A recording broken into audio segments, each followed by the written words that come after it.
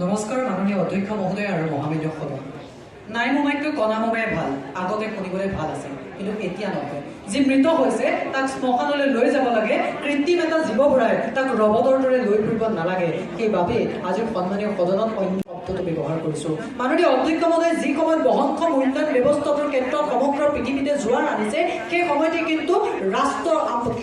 কিন্তু মাননীয় অধ্যক্ষ মহোদয় নিৰ্বিচাৰ সম্পদ আহৰণৰ বাবে আমি পুঁজিপতি গোষ্ঠীটোক স্বাগত সম্ভাষণ জনাইছোঁ। মাননীয় অধ্যক্ষ মহোদয় যি সময়ত আমি প্ৰত্যক্ষ কৰিছোঁ, যি সময়ত ৰাষ্ট্ৰসংঘৰ পৰিৱেশ কাৰ্যসূচীত সাষ্টেইনেবল কনজাম্পশ্যন এণ্ড প্ৰডাকশ্যনৰ ওপৰত গুৰুত্ব আৰোপ কৰা হৈছে, সেই সময়তে কিন্তু মাননীয় অধ্যক্ষ মহোদয় কিছুমান ৰাষ্ট্ৰই এই মূল লক্ষ্যটোক আওকাণ কৰি মাননীয় অধ্যক্ষ মহোদয় এই মূল লক্ষ্যটোক আওকাণ কৰি নিজৰ মতে চলিবলৈ বাধ্য হৈছে। তাৰ ভিতৰত চীন, আমেৰিকা, ব্ৰাজিল আৰু ভাৰতবৰ্ষৰ দৰে ৰাষ্ট্ৰসমূহ বিশেষভাৱে উল্লেখযোগ্য। আৰু ইয়াৰ পৰিণতিত যে আমাৰ অৱস্থাটো ৰক চেপি দলিয়াই দিয়া কুঁহিয়াৰৰ সীতাৰ দৰে হ'বগৈ, সেই বাস্তৱিকতাখিনি বুজিছোঁ বাবে আজিৰ পবিত্ৰ সদনৰ মাজত উত্থাপন কৰা বিধেয়কখনৰ সমৰ্থন জনাই চৰকাৰী পক্ষৰ আসন গ্ৰহণ কৰিছোঁ। মাননীয় অধ্যক্ষ মহোদয়, ভাৰতীয় নাগৰিক হিচাপে আমি প্ৰায় ৫,০০০ বছৰ ঐতিহ্যৰ গৰাকী এক সভ্যতাৰ অংশীদাৰী। যি সময়ত ইউৰোপ মহাদেশত প্ৰস্তৰ যুগ চলি আছিল, তেওঁলোকৰ লোকসকলে গুহাত বসবাস কৰিছিল, কেৱল শিলৰ হাতীয়াৰে জীৱন নিৰ্বাহ কৰিছিল। সেই সময়ত ভাৰত উপমহাদেশত মাননীয় অধ্যক্ষ মহোদয় হিন্দু সভ্যতাৰ আদিবাসীসকলে সুসভ্য সুপৰিকল্পিত নগৰ চহৰ স্থাপন কৰি সুসভ্য জীৱন যাপন কৰিছিল। তেনে প্ৰেক্ষাপটত বিশ্ববন্দিত ভাৰতবৰ্ষত মাননীয় অধ্যক্ষ মহোদয় ঐতিহ্যভিত্তিক আৰ্থসামাজিক উন্নয়ন যে সম্ভৱ, সেই কথা অনুধাৱন কৰিছোঁ বাবে পুনৰবাৰ সমৰ্থন জনাইছোঁ উত্থাপন কৰা বিধেয়কখনৰ। মাননীয় অধ্যক্ষ মহোদয়, 1958 চনত প্ৰণয়ন কৰা the ancient monuments and archaeological sites and remains এক্টত সংজ্ঞাবদ্ধ কৰা নীতি অনুসৰি জন্ম লগ্নৰে পৰা বৰ্তমানলৈকে ভাৰতীয় পুৰাতাত্ত্বিক জৰীপ বিভাগে সমগ্ৰ দেশতে ৩,৬৫০তকৈ অধিক মাননীয় অধ্যক্ষ মহোদয় পুৰাতাত্ত্বিক কীৰ্তিচিহ্ন আৰু স্থানক ৰাষ্ট্ৰীয় স্মাৰক হিচাপে চিহ্নিত কৰিছে।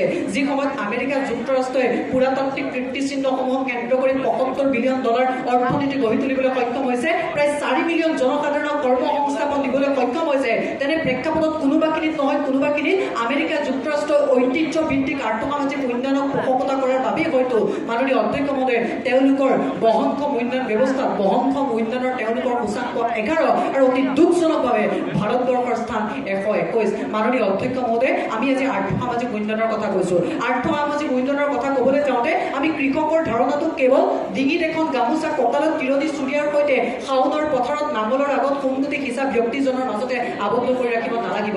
হয়, আমি সেই নাঙলেৰে কৰ্ষণ কৰিব লাগিব, যি নাঙলেৰে কৰ্ষণ কৰিলে সূৰ্যৰ বেলিৰ তাপে মাননীয় অধ্যক্ষ মহোদয় বেলিৰ তাপ মাটিৰ লগত মিহলি হৈ সেই উৎপাদন শক্তি বৃদ্ধি পাব। গতিকে আমি সেই নাঙল ভিত্তিক যি ঐতিহ্যভিত্তিক কৃষি পদ্ধতি, সেই কৃষি পদ্ধতিৰ জৰিয়তে বহনক্ষম ব্যৱস্থাপনা, ঐতিহ্যভিত্তিক কৃষি ব্যৱস্থাক আমি বহনক্ষম ব্যৱস্থাপনাৰ যিটো চাবিকাঠি, সেই চাবিকাঠি হিচাপে গ্ৰহণ কৰিব পাৰিম। মাননীয় অধ্যক্ষ মহোদয়, আমাৰ গাঁৱৰ শিপিনীজনী ঘণ্টাজুৰি কৰা পৰিশ্ৰমৰ অন্তত বৈ তোলা যিখন গামোচা, সেই গামোচাখনৰ প্ৰকৃত মূল্য দিব পাৰিব লাগিব।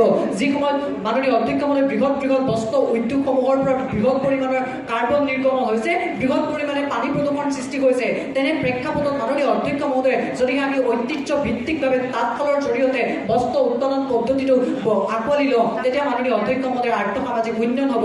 সেই আৰ্থসামাজিক উন্নয়ন হ'ব বহনক্ষম উন্নয়নৰ চাবিকাঠি। মাননীয় অধ্যক্ষ মহোদয়, যি সময়ত আমাৰ সমাজত সমগ্ৰ দেশত পানীৰ নাটনিৰ সমস্যাই দেখা দিছে, সেই প্ৰেক্ষাপটত শুকান মৰুভূমি কেন্দ্ৰিক অৰ্থনীতি গঢ় লৈ উঠা ৰাজস্থানৰ যি পানী সংৰক্ষণ ব্যৱস্থা, সেই পানী সংৰক্ষণ ব্যৱস্থাটোক যদি আমি আঁকোৱালি লওঁ ঐতিহ্যভিত্তিকভাৱে, সেয়া হ'ব আৰ্থসামাজিক উন্নয়নৰ চাবিকাঠি। শেষত মাননীয় অধ্যক্ষ মহোদয়, আজি সন্মানীয় সদনত উত্থাপন কৰা বিধেয়কখনৰ ক্ষেত্ৰত আমাৰ যুক্তিকে সবল বুলি প্ৰতিমান কৰিব নিবিচাৰোঁ। এনে নহয় যে আমি শুদ্ধ, এনে নহয় যে তেওঁলোকে শুদ্ধ।